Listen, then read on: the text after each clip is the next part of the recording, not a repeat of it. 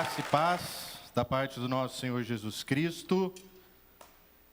Esse é o momento de nós compartilharmos a palavra, ouvirmos a direção de Deus, a voz de Deus para as nossas vidas.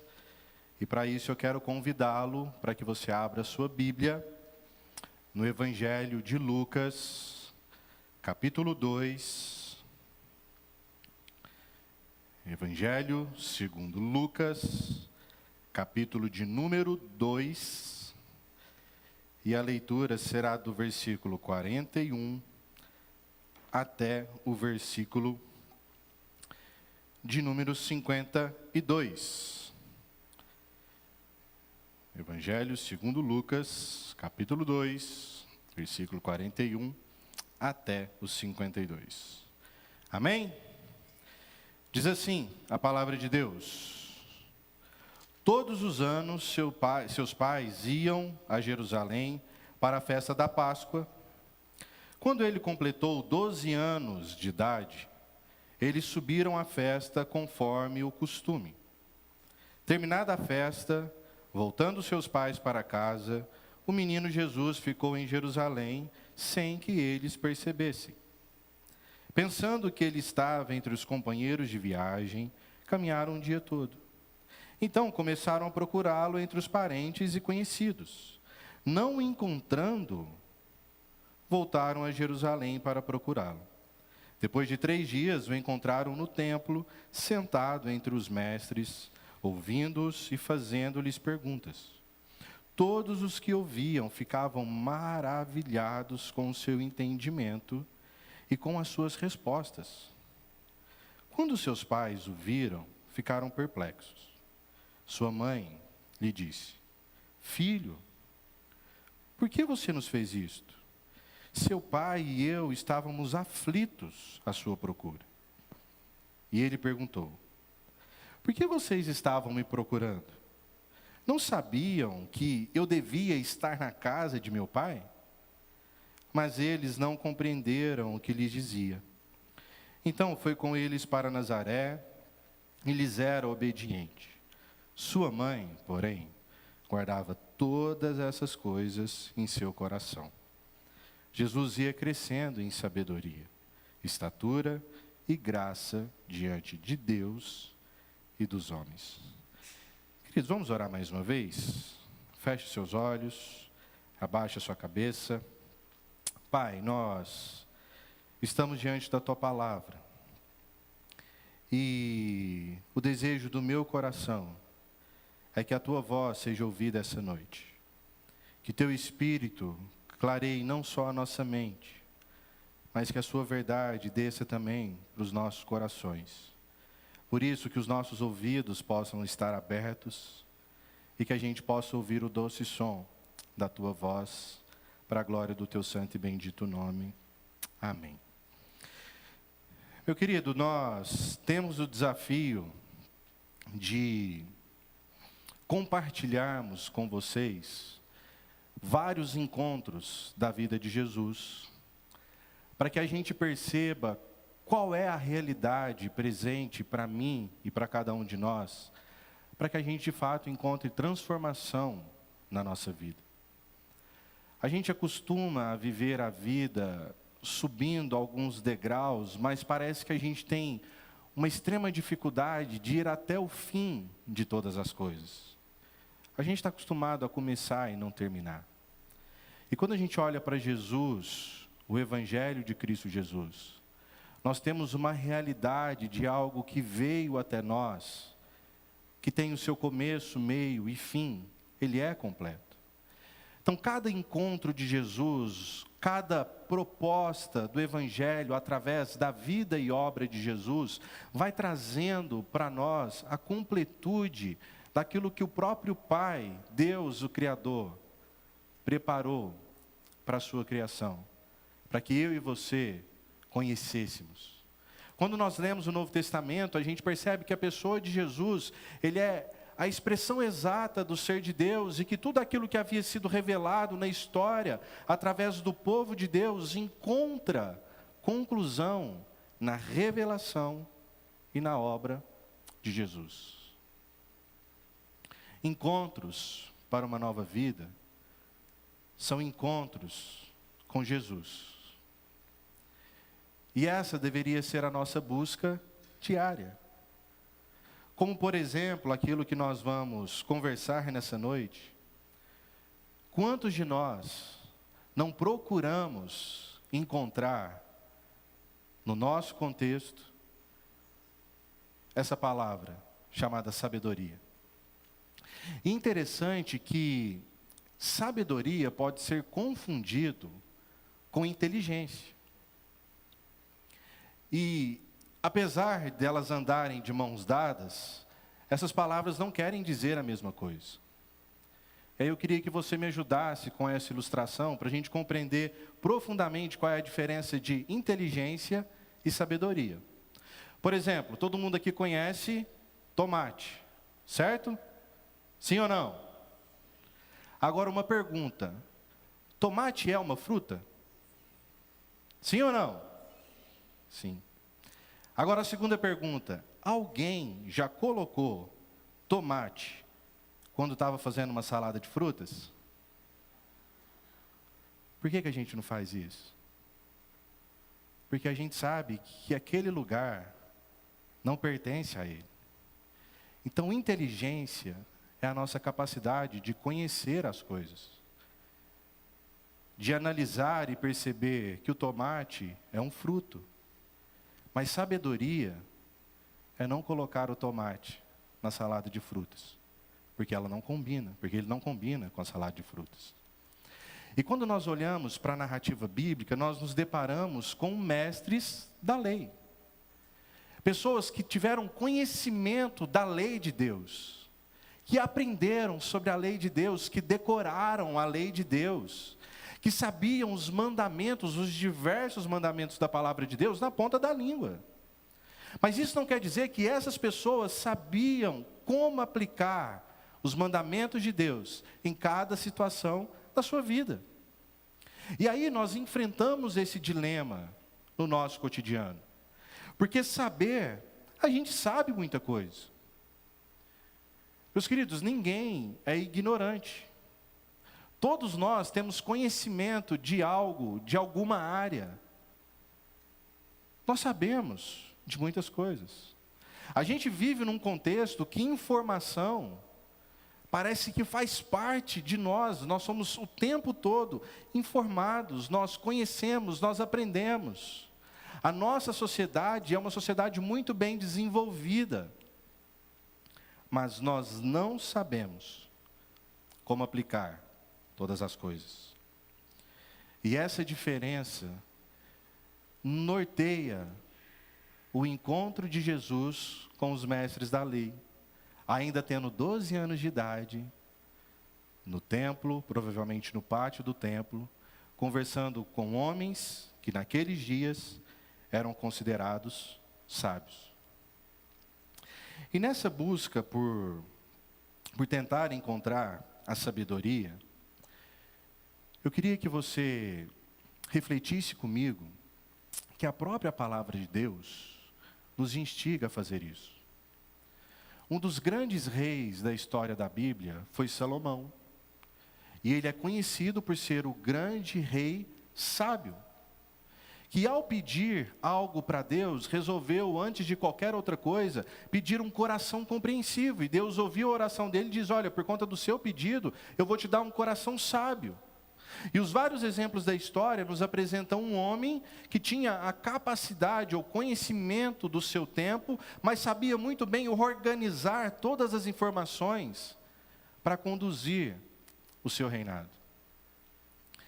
E quando a gente vai para o Novo Testamento, a gente tem um dos livros do Novo Testamento, que é Tiago, a gente sendo induzido a pedir a Deus sabedoria, porque Deus nos dá isso e não cobra nada, e nos dá o quanto nós quisermos. Mas a grande pergunta é: aonde que está essa sabedoria? Ah, se eu fosse sábio para todos os meus negócios. Tudo que eu decidisse, daria certo. Ah, se eu fosse tão sábio para criar a minha família, eu não teria problemas. Ah, se eu fosse sábio para fazer todas as coisas que eu me envolvo, será que a gente teria tanta dificuldade quanto a gente tem? Afinal de contas, aonde está a sabedoria dos nossos dias? E se a gente busca tanto aprender a fazer as coisas de forma correta, como é que a gente encontra sabedoria? E essa nossa busca constante de querer acertar, de fazer as coisas bem feitas, nos leva a essa procura da figura de um sábio. É interessante que a nossa história, considerada hoje esse mundo pós-moderno, que na verdade a gente está numa transição do mundo moderno para o mundo pós-moderno, nós nos acostumamos com uma segurança muito grande na ciência. O mundo moderno, que é um mundo que se desenvolveu cientificamente com suas grandes descobertas, ele começou a colocar o seu coração e a sua confiança na sabedoria que a ciência transmitia para nós. Então, quando eu vou ao médico e eu tenho o meu laudo médico aqui e um direcionamento de como tratá-lo, talvez eu encontre mais confiança, porque eu considero que aquilo é a sabedoria da medicina aplicada a meu favor. Só que essa nossa tão realizada certeza no mundo moderno, na ciência, que transformou os cientistas nos sábios, está começando a cair por terra no mundo pós-moderno. Porque embora a gente ainda goste da ciência, a gente goste das descobertas, a gente gosta das coisas que a gente pode adquirir, das nossas posses, a gente ainda deseja isso, a gente continua percebendo que alguma coisa está fora do lugar. E que a gente não consegue encaixar tudo como deve ser encaixado. E a gente continua buscando sabedoria. E nesse mundo nosso pós-moderno, globalizado, a sabedoria ganhou voz na boca de milhares e milhares de pessoas, que a gente vê todos os dias, através do universo social, através das redes. A gente busca sabedoria em pessoas que nós não conhecemos, que nós nunca vimos, pessoas que a gente não sabe a história, mas a gente tem muita gente falando, ensinando, e você sabe que às vezes você senta lá, talvez na frente da sua televisão, do seu computador, na maioria das vezes na frente do seu celular, e você tem alguém despejando sabedoria sobre a sua vida. A gente acorda com mensagem de sabedoria, mensagem de motivação. A gente acorda com alguém dizendo o que a gente deveria fazer no dia de hoje, para que no final dele a gente fosse bem-sucedido. A gente encontra o tempo todo bombardeios na nossa mente, no nosso coração e diante dos nossos olhos, sabedoria, ou, entre aspas, sabedoria para a nossa vida.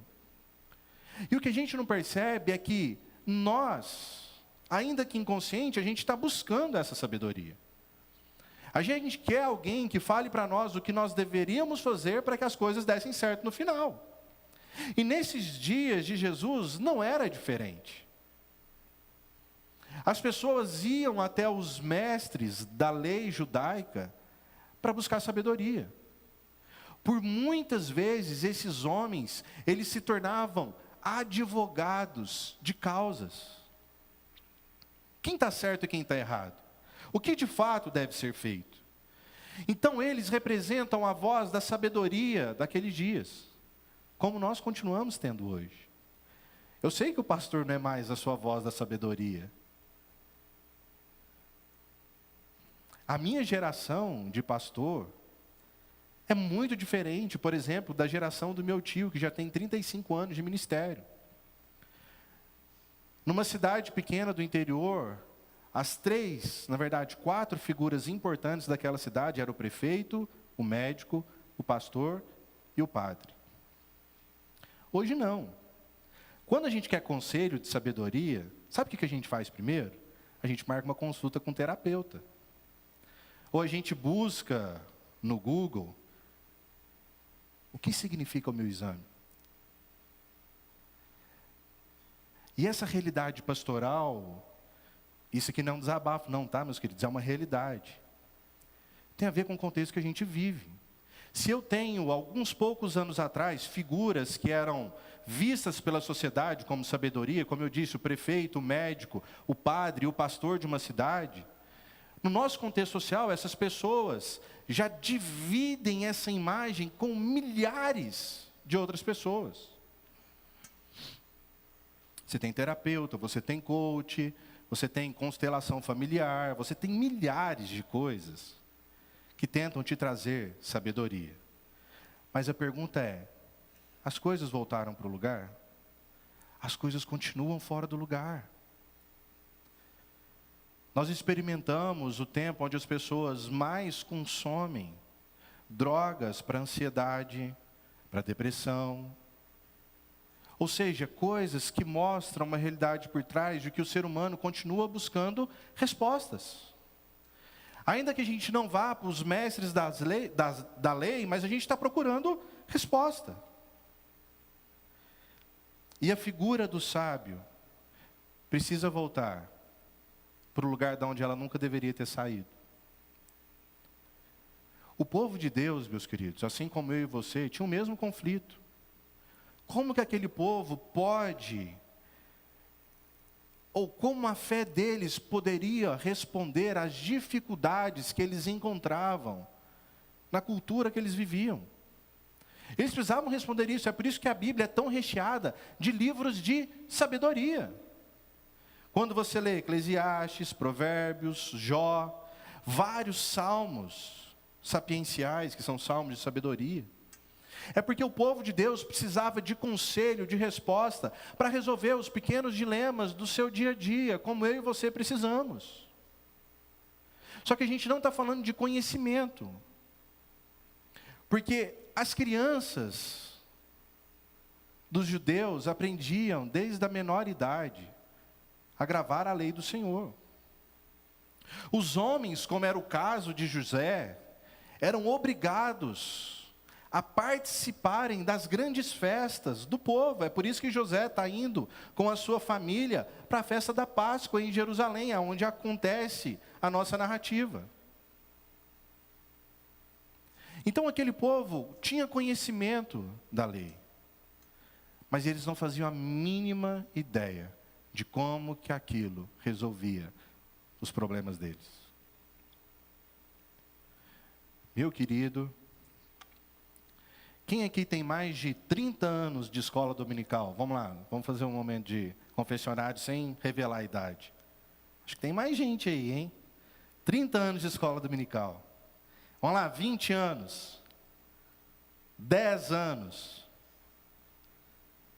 Pronto, você tem aí, décadas de conhecimento ministrado ao seu coração.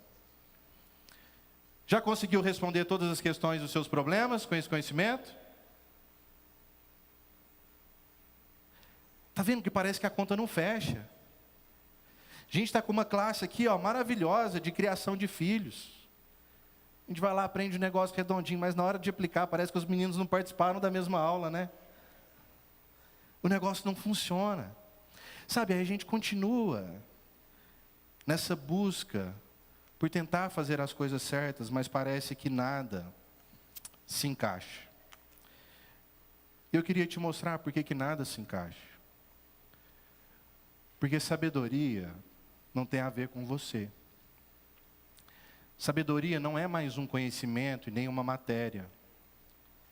Sabedoria não é um conselho que um irmão muito querido, mais velho, experiente pode te dar.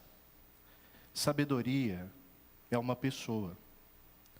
E um versículo anterior do texto que a gente leu, o versículo 40, diz assim, o menino crescia e se fortalecia, enchendo-se de sabedoria e graça de Deus estava sobre ele. Havia na natureza de Cristo um desenvolvimento da sabedoria. E é interessante que quando a gente vai para a narrativa bíblica, a gente tem 3 figuras, 3 ofícios, que são perfeitamente cumpridos na pessoa de Jesus, que é o profeta, o sacerdote e o rei.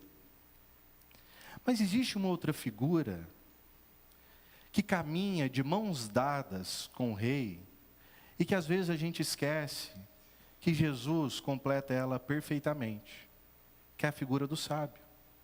Então, quando a gente tem Davi mostrando um tipo de Cristo como sendo rei para o povo de Deus ali no Antigo Testamento, um rei segundo o coração de Deus, sucedendo ele, nós temos Salomão, que nos mostra esse tipo de sábio. E quando Jesus entra na história, Jesus cresce sendo o sábio, ou sendo a personificação da sabedoria. E olha como que isso é interessante, e eu gostaria de ler para que isso ficasse gravado no seu coração. Provérbios, capítulo 8. Esse é um livro de sabedoria. E a partir do versículo de número 22, nos é dito assim: o Senhor me criou como o princípio de seu caminho. Antes das suas obras mais antigas, fui formada desde a eternidade. Desde o princípio, antes de existir a terra, nasci quando ainda não havia abismos, quando não existiam fontes de águas. Antes de serem estabelecidos os montes e de existirem colinas, eu nasci. Ele ainda não havia feito a terra, nem os campos, nem o pó com o qual formou o mundo. Quando ele estabeleceu os céus, lá estava eu. Quando traçou o horizonte sobre a superfície do abismo, quando colocou as nuvens em cima e estabeleceu as fontes do abismo, quando determinou as fronteiras do mar para que as águas não violassem a sua ordem, quando marcou os limites dos alicerces da terra, eu estava ao seu lado. E era o seu arquiteto. Dia a dia eu era o seu prazer, e me alegrava continuamente com a sua presença. Eu me alegrava com o mundo que ele criou, e a humanidade me dava alegria. Ouçam-me agora, meus filhos, como são felizes os que guardam os meus caminhos. Ouçam a minha instrução e serão sábios, não a desprezem. Como é feliz o homem que me ouve, vigiando diariamente a minha porta, esperando junto às portas da minha casa. Pois todo aquele que me encontra a vida, e recebe o favor do Senhor.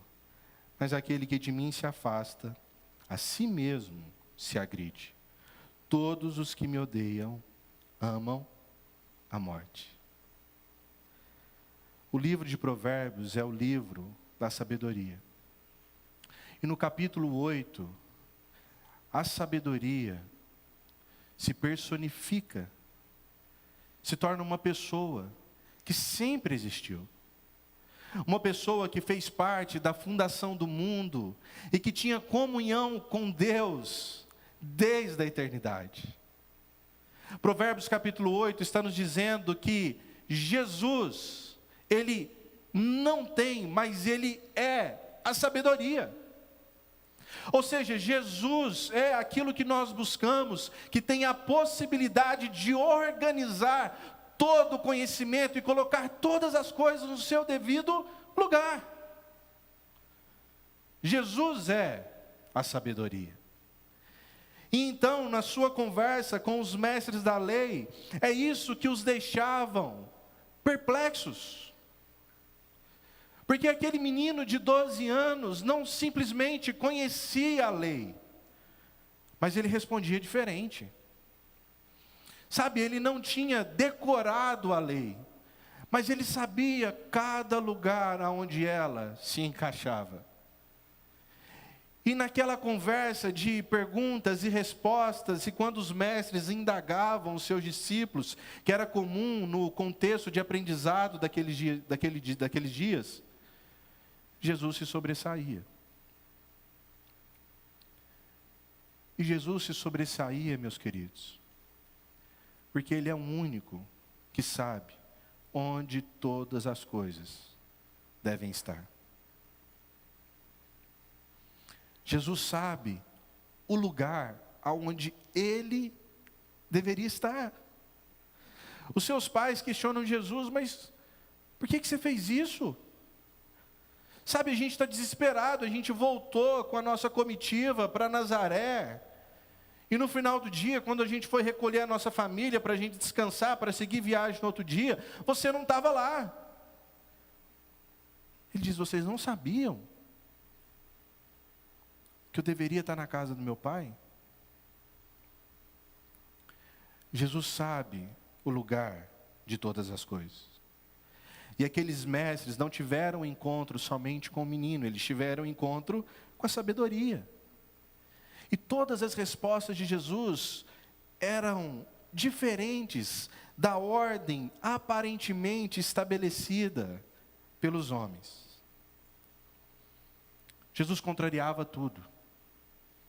E não porque ele era um revolucionário, mas porque ele era o Criador de todas as coisas. Ele conhecia todas as coisas. E nesse mundo que está corrompido pelo pecado, que a gente vê todas as coisas desorganizadas, Jesus enxerga com ordem. Ele sabe aonde a gente deveria estar. Ele sabe cada etapa da história. Ele conhece cada detalhe da nossa existência. Esse Deus onisciente, onipresente, onipotente, é esse Deus que sabe onde cada peça deveria estar. É como se você imaginasse que você está montando um quebra-cabeça, mas você não tem a imagem de referência para você organizar as coisas. E pelas milhares de peças que a história nos traz, a gente nunca consegue colocar tudo no seu devido lugar, mas Jesus detém a imagem perfeita. E Ele sabe como montar as coisas. Ele sabe aonde o seu coração está. Ele sabe o que você está fazendo.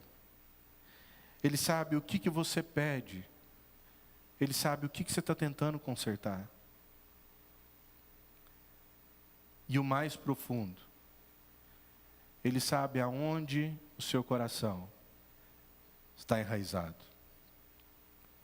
Sabe, porque Jesus, geografia para Ele não é difícil. Jesus sabe de todas as coisas. Os olhos dele passam por toda a terra.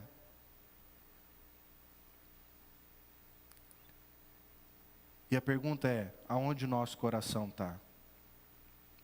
Aonde você precisa de sabedoria para corrigir as coisas? E aonde você está buscando essa sabedoria? Lembra quando Adão e Eva desobedeceram a Deus e estavam lá no jardim do Éden? E aí Deus sai procurando Adão e Eva, como se Ele não soubesse onde eles estavam. Deus queria saber aonde que estava o coração de Adão naquele momento, não onde ele estava geograficamente. Então Deus quer saber aonde está o teu coração nesse momento. Sabe por quê? Porque talvez, nesse exato momento da sua vida, da sua história, Jesus, para você, é a figura de mais um sábio entre todos os outros que você está ouvindo nesse momento. E aí, isso significa que você está tentando ser o salvador da sua vida. E quando a gente vai para a carta que Paulo escreveu aos Coríntios, no capítulo 1, o versículo 18, ele vai nos apresentar o Evangelho de Jesus como uma mensagem de loucura. Interessante que a gente sempre gosta dessa tônica mais rebelde que essa mensagem traz, né? Porque o Evangelho de Jesus é diferente de tudo, ele vai contra todas as coisas. Só que se a gente der um passo atrás e contar a história a partir de Jesus, a gente vai entender por que naquele momento o Evangelho era loucura. Porque ele vai dizer assim: olha, os gregos estão buscando sabedoria. Os outros, eles estão buscando conhecimento, poder. Mas nós pregamos a loucura do Evangelho. E o que aquilo significava naqueles dias? Que o povo daquele tempo buscava a sua própria salvação. No conhecimento, na sabedoria, no dinheiro, no relacionamento, no amor dos filhos, no reconhecimento do trabalho, no querer mudar alguma coisa na sua aparência, no emagrecer, no engordar, no cabelo encaracolado, no cabelo liso. Que o ser humano busca salvação. Ele busca alguma coisa que para ele, se acontecer, ele diz para si mesmo: agora eu estou salvo. E quando o Evangelho é apresentado, ele não é apresentado como essa muleta que você vai se curar e vai te fazer caminhar até a salvação. O Evangelho é apresentado através de um Senhor que criou todas as coisas e que tomou o seu lugar, que morreu no seu lugar. Ele se tornou o seu substituto diante de Deus. E isso significa que eu não preciso mais buscar sabedoria, que eu não preciso mais buscar conhecimento, que eu não preciso mais buscar poder. Isso significa que eu não preciso mudar mais nada na minha vida para que eu obtenha salvação, porque não depende de mim, alguém fez no meu lugar. E isso era loucura naqueles dias. E isso continua sendo loucura nos nossos dias. Porque a gente continua buscando a nossa própria salvação, quando nós deveríamos crer no Filho de Deus que tomou o nosso lugar. E que de forma prática diz para mim e para você que nós somos incompetentes para salvarmos a nós mesmos. Sabe quando você tenta ser um bom pai e você descobre que você é incompetente? Sabe quando você não consegue tracionar os seus negócios e aí você começa a olhar e perceber a sua própria fraqueza? É porque você não consegue mesmo. Porque a sua natureza é pecaminosa. E essa natureza significa que a partir de você as coisas só vão piorar. E o que você precisa é que alguém tome o seu lugar. É em Jesus que nós conseguimos ser bons pais. É em Jesus que nós conseguimos ter clareza para desenvolvermos a criação que pertence a Ele, e por isso fazermos bons negócios. É em Jesus que a gente consegue estabelecer os nossos relacionamentos, para que eles não sejam mais um que vai ferir o nosso coração. É esse encontro com essa pessoa, com a sabedoria, que eu e você precisamos ter. É olhar para Jesus dessa maneira. Não como aquele Deus abençoador, que está doando coisas o tempo todo, mas com aquele que é único para colocar as coisas da vida no seu devido lugar. E isso você vai só conseguir, meu querido, se você se render aos pés de Jesus. Você não vai conseguir isso numa sala de escola bíblica dominical. E também não precisa faltar por conta disso. Você não vai conseguir isso se você decorar toda a Escritura Sagrada. Você não vai conseguir isso se você se tornar um trabalhador que se envolve com as coisas espirituais dos nossos dias, como um pastor, um missionário. Essas coisas só vão acontecer quando você se render a Jesus como seu Senhor e Salvador. Quando você encontrar com a verdadeira sabedoria. E aí, para a gente finalizar, eu queria que você olhasse comigo alguém na história que é parecido comigo e com vocês. O versículo de número 50 diz assim: mas eles não compreenderam o que lhes dizia. Então foi com eles para Nazaré e era-lhes obediente.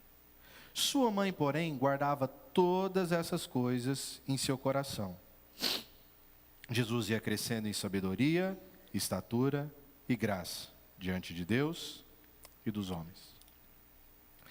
Tem uma pequena frase nesse texto que diz assim: sua mãe, porém, guardava todas essas coisas no coração. E quando a gente volta um pouquinho, lá no versículo 19, ainda do capítulo 2, diz assim: Maria, porém, guardava todas essas coisas e sobre elas refletia em seu coração. A gente tem uma personagem muito forte na história bíblica, que é Maria. Uma jovem que, virgem, concebeu através do Espírito Santo o Filho de Deus. Foi canal para que o próprio Deus se encarnasse, assumisse a forma humana, para que o próprio Deus se desenvolvesse em estatura, sabedoria e graça, para que o próprio Deus ganhasse tamanho, musculatura, para que o próprio Deus aprendesse a ler, para que o próprio Deus tivesse alimento para manter o seu físico. Maria amamentou Jesus. E essa mesma mulher, a cada encontro que ela tinha com Jesus, ela guardava isso no coração.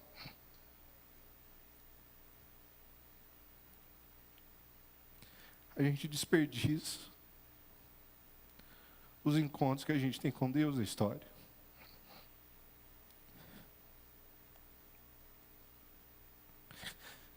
Ah, meu querido, se você soubesse o privilégio que você tem de estar sentado aqui ouvindo a palavra de Deus.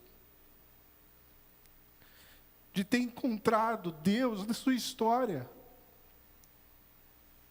De Deus ter olhado para você com profunda graça, amor e misericórdia, e dizer: aquele é meu filho amado, em quem eu tenho todo o meu prazer. Ah, se você conseguisse em cada momento desse guardar Jesus no seu coração, a sua vida seria diferente. Você teria um encontro que marcaria e mudaria a sua história. E essa mulher que concebeu o próprio Deus, em nenhum momento ela assume essa postura de querer ser a salvadora do seu próprio filho. Mas assim como eu e você, quando a gente perde a noção das coisas, e Maria perdia, porque ela chegava: Jesus, o vinho está acabando e você não vai fazer nada. Jesus, cadê você? A gente está te procurando. Foram 3 dias de busca para encontrar o filho. Mas quando ela encontra com Deus, com a sabedoria, ela guarda isso no coração. Ela guarda isso no coração. Guardar no coração, meus queridos, é fazer descer da mente para criar raiz e vida e mudar a sua história. Alguém já disse que o caminho mais longo da humanidade é entre aqui e aqui. São os 30 centímetros mais longos que o ser humano precisa percorrer. Ah, beleza, Jesus é a sabedoria. Eu saio ali, eu vou comer uma pizza agora, típico de domingo, agora o culto é às 18 horas, facilita, porque domingo é o dia internacional dos crentes comerem depois do culto, sempre atrasa, demora muito. Agora ficou legal, porque vai mais cedo. E a gente sai, a gente conversa, a gente pergunta do futebol, do placar, do que aconteceu, e a gente já prepara a agenda para o dia de amanhã. E a gente não guarda no coração. Muita ação. E nada de reflexão. Quantas vezes você já leu a palavra de Deus e disse assim: peraí, isso aqui não pode sair do meu coração. E você gasta um tempo deixando aquilo fazer parte de você. E Maria fazia isso. fazia isso, meus queridos, que ao ponto que ela percebeu quem ela estava carregando. No capítulo 1, ela diz assim, versículo 46. Então disse Maria: minha alma engrandece ao Senhor. O meu espírito se alegra em Deus, o meu Salvador. Pois atentou para a humildade da sua serva, e de agora em diante todas as gerações me chamarão bem-aventurada, pois o poderoso fez grandes coisas em meu favor, santo é o seu nome. As misericórdias estende-se aos que temem, de geração em geração. Ele realizou poderosos feitos com seu braço, dispersou os que são soberbos no mais íntimo do coração, derrubou governantes dos seus tronos, mas exaltou os humildes. Encheu as coisas boas, encheu de coisas boas os famintos, mas despediu de mãos vazias os ricos. Ajudou a seu servo Israel, lembrando-se da sua misericórdia para com Abraão e de seus descendentes para sempre, como dissera aos nossos antepassados. Jesus não tinha nascido ainda, mas ele já estava no coração de Maria. E quando ela perdia, ela dizia para ela mesma: eu preciso guardar esse momento no meu coração, porque é isso que engrandece, é isso que é digno de louvor, de adoração. E assim como essa mulher fez nesse momento da história dela, eu queria te desafiar a fazer isso, a ter um encontro com Jesus, a sabedoria, nessa noite. Eu sei que tem muita coisa fora do lugar na sua vida. Eu queria te desafiar a parar de tentar colocar essas coisas no lugar e abraçar Jesus como um único que é sábio por excelência e que pode organizar as coisas na sua vida. A luta que você está enfrentando, para de tentar vencer ela. E ore a Jesus e diz assim: Jesus, toma o meu lugar. Tome as minhas palavras. Tome a minha razão de ser. Toma as minhas decisões. Você vai ver que a sua vida vai ser outra vida. Jesus não está negociando, meu querido. Ele decidiu tomar o seu lugar. Ele tomou o seu lugar para que você tivesse vida. Eu queria que você abraçasse isso com fé essa noite. Enquanto a gente vai cantar uma canção, eu queria desafiá-los à reflexão. Sabe, deixe isso criar raiz no seu coração. Se você puder e quiser ficar em pé, nosso ministério vai nos conduzir. Que você faça desse momento um momento de reflexão da sua vida e do encontro que você tem com Jesus.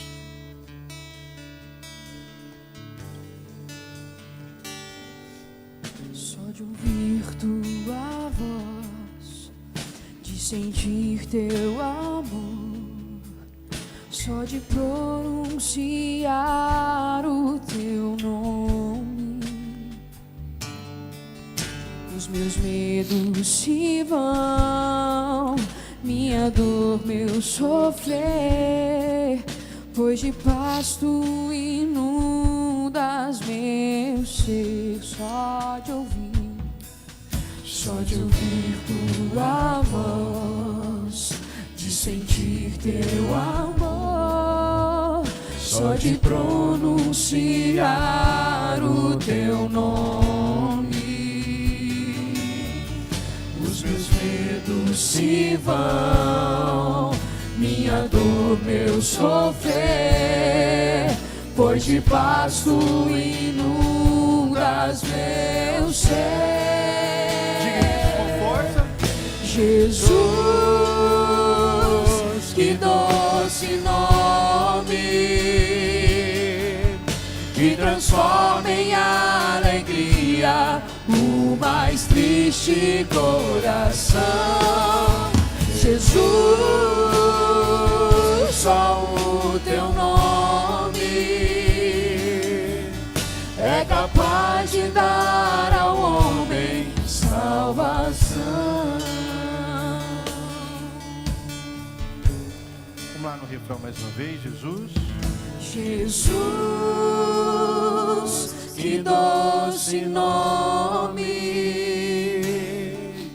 que transforma em alegria o mais triste coração. Jesus, só o teu nome é capaz de dar ao homem salvação. É capaz de dar ao homem salvação. Meu querido, se você nessa noite se sente desafiado a reconciliar a sua vida com Jesus, você fala assim: olha, eu entendi que eu estava no caminho errado e eu quero ter esse encontro com Jesus. Eu queria te desafiar para que você viesse aqui à frente. Eu vou chamar o pastor Rodrigo, os presbíteros, que a gente quer orar por você. E se você também nessa noite está com tudo fora do lugar e precisa organizar a sua vida, e você entendeu de uma vez por todas que Jesus é quem coloca as coisas no lugar, eu queria te desafiar também para que você viesse aqui. E nós queremos orar por você, para que isso ganhe raiz no seu coração, para que você não tenha mais uma semana desorganizada, turbulenta. Então fica esses dois desafios. Se Deus te desafiou nesse sentido, nesse momento a gente quer orar como igreja por você, para que Jesus de fato crie raiz aí no coração e te abençoe. Estenda a mão para cá, vamos orar.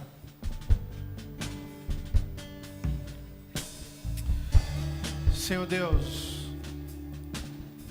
esse povo pertence ao corpo de Jesus. Primeiramente, obrigado a Deus pela vida de cada um.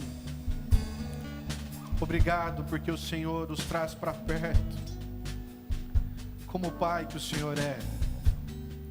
O Senhor nos traz para casa, o Senhor nos coloca para ouvir a Tua voz, para ser direcionado pelo Senhor.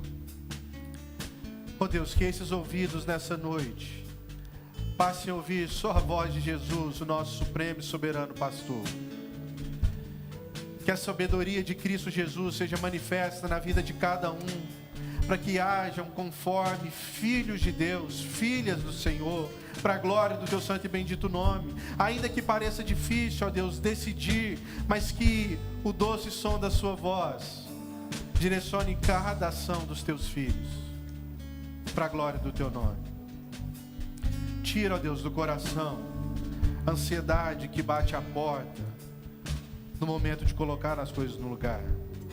Tira do coração, ó Deus, a dor, a angústia, a falta de resposta, e dá a sabedoria que vem do alto de Cristo Jesus, e nos ensina a guardar essas coisas no coração, para a glória do Teu santo e bendito nome. Amém e amém. Bem, meu querido, você pode voltar para o seu lugar. Enquanto isso a gente canta mais um pedaço dessa canção.